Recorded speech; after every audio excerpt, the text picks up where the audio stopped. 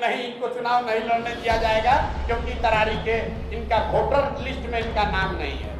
Voter list में नाम जुड़वाने के लिए फॉर्म 8 भरा गया है। चुनावी रणनीतिकार से नेता बने प्रशांत किशोर पहली बार चुनाव में उतर रही हैं।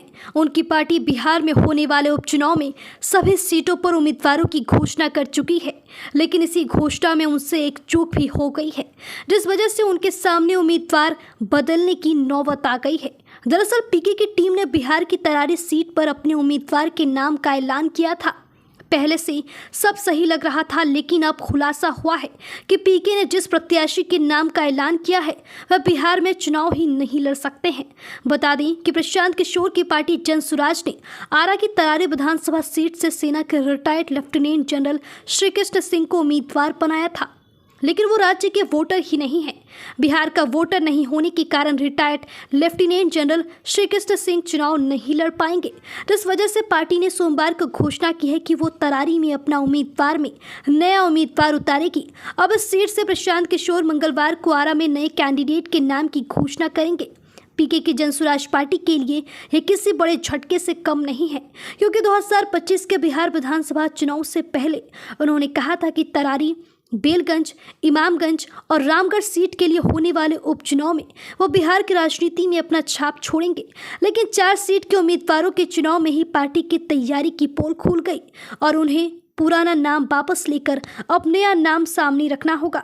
भारतीय चुनाव आयोग ने बिहार की जिन 4 विधानसभा सीटों पर उपचुनाव का ऐलान किया था, वहां 13 नवंबर को वोटिंग और 23 नवंबर को नतीजे आएंगे। इन 4 सीटों के नाम है बेलगंज, इमामगंज, रामगढ़ और तरारी। कि आप 8A फॉर्म 8A भर के अपना नाम जुड़वा सकते हैं।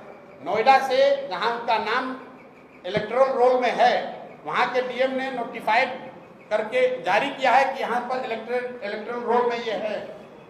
जनरल साहब की पत्नी की डेथ हुई है 2020 में। उस समय तक वो बिहार के वोटर लिस्ट में थे, लेकिन पत्नी के डेथ होने के बाद वो नोएडा में रहते थे, तो उनका इलेक्टोरल रोल में नाम शिफ्ट हो गया, क्योंकि 24 में उनको वोट देना होगा। अब इसी को आधार बनाकर जिला प्रशासन या इलेक्शन के लोग उनको लड़ने से रोकना चाहते हैं। उसको देखा जाएगा, लेकिन इस तरह की चीज तो लोकतंत्र में आती ही रहेगी। आप व्यवस्था के सामने खड़े होइएगा तो जो वहाँ बालू माफिया है, जो हजारों करोड़ रुपया लूट रहा है, वो इतना आसानी से थोड़ी छोड़ेगा। लेकिन जन सुराज भी पीछे हटने वाला नहीं है। जनरल साहब वहाँ खड़े हैं, प्रशांत किशोर यहाँ नहीं लड़ रहे हैं, लेकिन प्रशांत किशोर का कोई भाई, कोई सिपाही लड़ेगा और यहाँ पर राजनीतिक जमींदारी जिन लोगों का है उनका बोरिया बिस्तर समेटेंगे।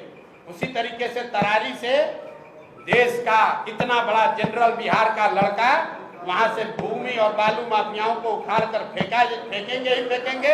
अगर उनको नहीं लड़ने दिया तो कोई वहां तरारी का लड़का लड़ेगा, लेकिन लड़ेगा जरूर। हम लोग पीछे नहीं हटेंगे, ये नहीं कहेंगे कि हमारा नामांकन कैंसिल हो गया। हम लोग लगे हुए हैं। कल या परसों तक निर्णय इलेक्शन कमीशन दिल्ली को देना है कि उनको लड़ने की अनुमति दी जाएगी कि नहीं।